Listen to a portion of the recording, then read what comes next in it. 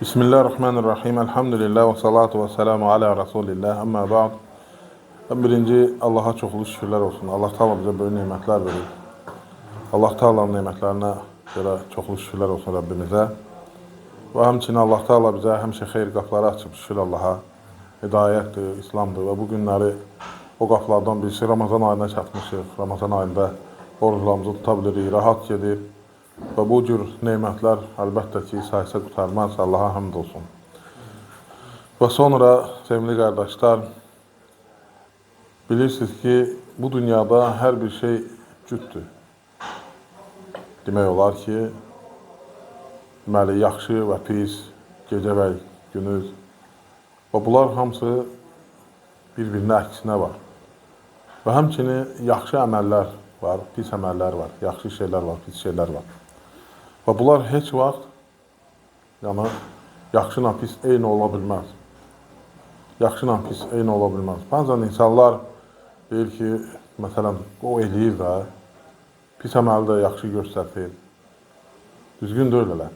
Çünki pis əməl insan özünə zərərdir. Biz heç insanın özünə zərər vurmasını istəmirik. Bizim dinimiz. Və bilirsiniz ki, bütün İslam dinini oxusan, baxsan, görərsən ki, İslam dininin birinci istəyi insanların canının, malının, namusunu qorumaqdır. Və heç bir kəsə pislik istəmək olmaz. O cümlədən insanın, yəni fərdə, bir nəfərə, şəxsin özünə. Bəzən olur ki, insanlar deyir ki, özünə eləyir və özü bilər. Və o, bəli, üzünə də olmaz. Əlbəttə ki, yəni insan bayaq dediyim kimi, insanın özünə etdiyini də razı ola bilmərik. Çünki kim istəyər? Və ikincisi, onun özünün etdiyi əməllər başqalarına da təsir edir. Və onu günaha sürükləyir və yaxud da onun fikirlərini dəyişir və s. Pis əməllərə doğru çəkir. Ona görə də yəni, yaxşı və pis heç vaxt eyni ola bilməz. Və həmçində Allah qarşısında da yaxşı və pis heç vaxt eyni deyil. Yaxşıya Allah Teala yaxşı mükafatlar vəd edir və pisə pis yəni, cəzalar vəd edir. Ona görə də biz də çalışmalıyıq ki, yaxşına pisi ayıraq və yaxşının ardınca gedək və pisdən çəkinək. Və Allah Subhanahu Taala buyurur ki, قُلْ لَا يَسْتَوِ الْخَبِيثُ وَالطَّيِّبُ وَلَوْ أَعْجَبَكَ كَثْرَةُ الْخَبِيثِ فَاتَّقُوا اللَّهَ يَا أُولِي الْأَلْبَابِ لَعَلَّكُمْ تُفْلِحُونَ. Pislə, murdar şeylə yaxşı eyni ola bilməz. Səni xoşuna gəlsə belə. Ey ağıl sahibləri, Allahdan qorxun ki, bəlkə nicat tapasınız.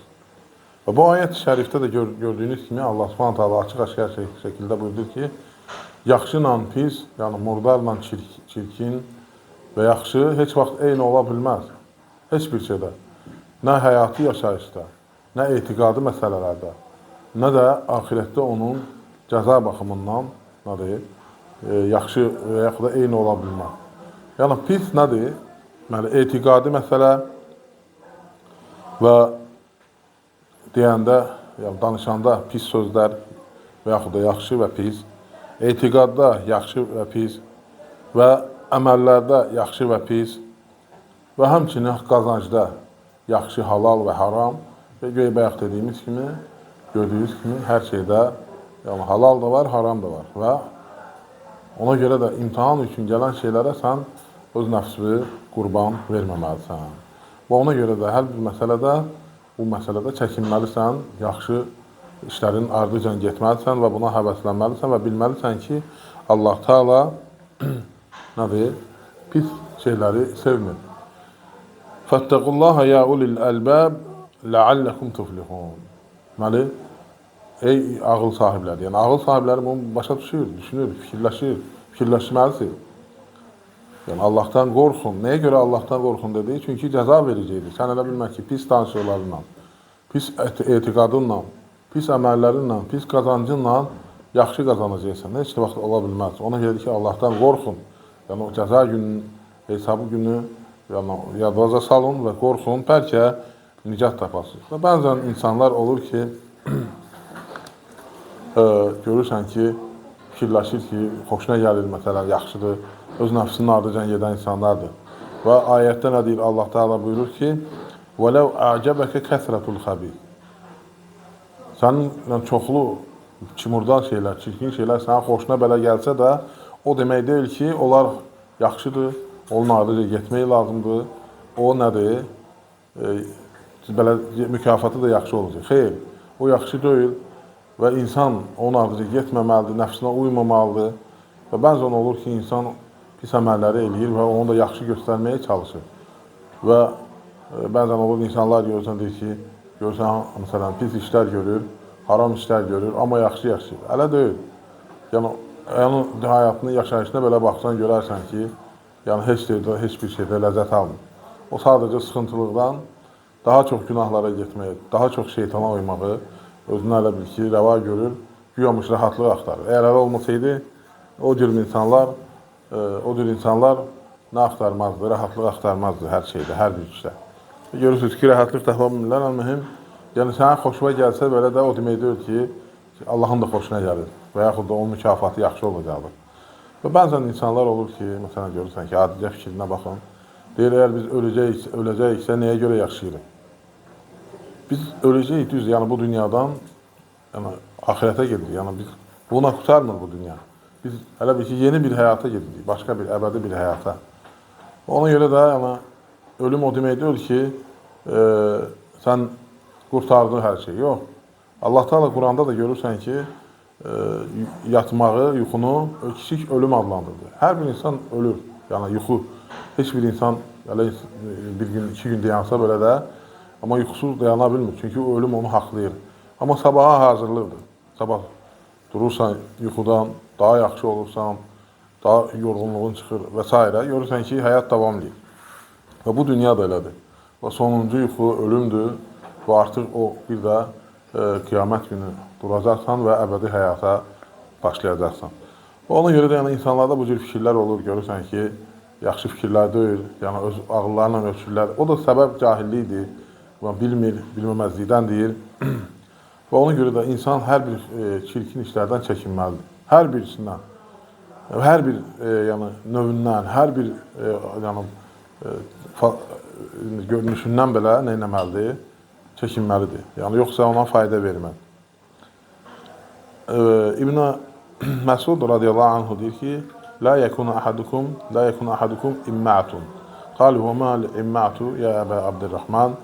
Yəqul innəmə ənə ma'an nas. İn ihtədəv ihtədəytu və in dallu dalaltu. Bu təhlükəli şeylərdən birisi İbn Məsud deyir ki, imma'a olmuyor.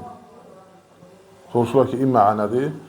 Deyir ki, o elə bir insandır ki, deyir ki, insanlar ha tərəfə getsə, hidayət yoluna getsələr çoxluq da, çoxluğun ardından getsə, ha tərəfə, mən də o tərəfəyəm. Yəni, insanların çoxsu o tərəfə getsə, zəlalətə getsə, mən də zəlalətə gedəcəm, pis hissə də, nədirsə də, yaxşı tərəfə getsələr, mən də gedəcəm. Yəni, bu çoxlu insanları həlak edir. Yəni, bu ən təhlükəli şeylərdən birisidir. Yəni, həmişə çoxlu tərəfə gedən zəlalətə gedir. Yəni, çoxluq səni aldatmasın.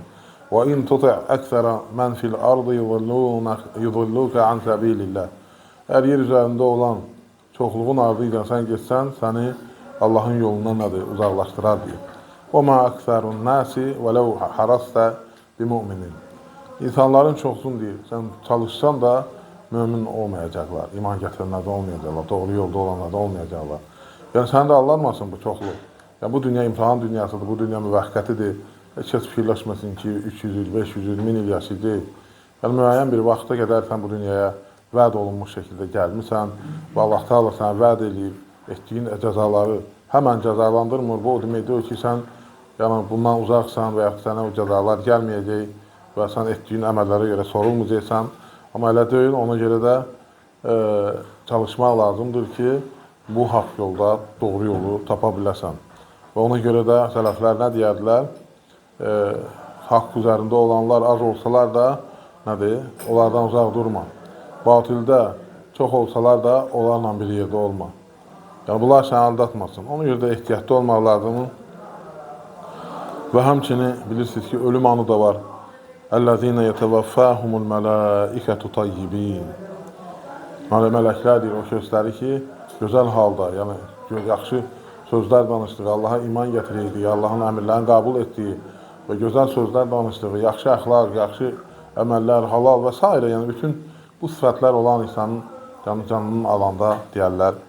Və Resulullah sallallahu aleyhi və səlləm buyurur ki, hədisdə, yəni mələklər gəlib canın alanda, ruhun alanda, "Uxruci əyyətuhan nəfsu tayyibə kənət fil cəsədi tayyib." Deyir, ey yaxşı cəsəddə olan yaxşı ruh, yaxşı nəfs çıx. Yəni bu adam hər bir cismin də yaxşı eləyib, əməlləri ilə yaxşı olub və ruhun da almağa gələndə mələklər, yəni ölüm mələkləri və gördüyümüz kimi ona nə deyirlər, yəni gözəl nəfs, gözəl bədən, yəni onunla çalışıb onları hamısını neyib, əməl edib. Ona görə də Allah Subhanahu taala buyurur ki, "Tıbtum fədxuluhə xalidin." Yəni gözəl olduğunuz halda əbədi cənnətə girin. Yəni o görmür. Bayaq dediyim kimi, o hansı ki, o özlərin pis şeylərdən, murdar şeylərdən qoruyublar və yaxşı olublar. Ona görə inşallah biz də bu mübarək Ramazan ayında, gözəl Ramazan ayında nəfsimizi təmizləməliyik, halallara meyllənməliyik, haramlardan uzaq durmalıyıq, pislərdən çəkinməliyik, yaxşı işlər görməliyik, yəni özümüzü tərbiyələndirməliyik, Allahdan qorxmalıyıq. Yəni bu bizim bu dünyamız üçün xeyirlidir, ahirətimiz üçün xeyirlidir və elə bilməyin ki, bu əməllər insanlar etməyəndə cəzasız qalır və insanlar bu pis işlərə qurşananda cəzasız qalır, elə deyil və ibrət almaq lazımdır. Və görürsünüz, insanlara bu dünyada da gözümüzün qarşısında çox şeylər olur və həmçinin Quranda da görürsünüz ki, Allah Teala çoxlu misallar gətirir ki, yolların azı pis işlər görənlərin aqibəti hələ bu dünyada ikən nətər oldu. Allah Teala bizi qorusun, Allah Teala bizə xeyir qapıları açsın və bu mübarək Ramazanda bizi qazananlardan etsin və bizə xeyir qapıları açsın və bizə halal, rahat, bol bərəkətli ruzu versin və bizi xəstəliklərdən, bəlalardan qorusun. Allah Teala əsgərlərimizi qorusun, hərbiçilərimizi qorusun. Əmin-amanlığımızı qoruyan qardaşlarımızı qorusun, balalarımızı qorusun. Allah ölkə başçımızı qorusun, onun xeyr üzərində eləsin, haqqını cərsiz etsin, haqla uzatsın. Və Allah Teala xəstələrimizə şəfa versin. Sıxıntıda olan bütün müsəlmanlara Allah kömək olsun. Dünyada bütün müsəlmanlara kömək olsun, Allah izzətləndirsin. Allah Teala tutduğumuz orucları, etdiyimiz duaları, qıldığımız namazları qəbul etsin. Allah razı olsun. Subhanakallahumma bihamdik nəşhədu an la ilaha illa ente nəstəğfiruka və natubu ileyk. Allah razı olsun qardaşlar. Barakallahu fik.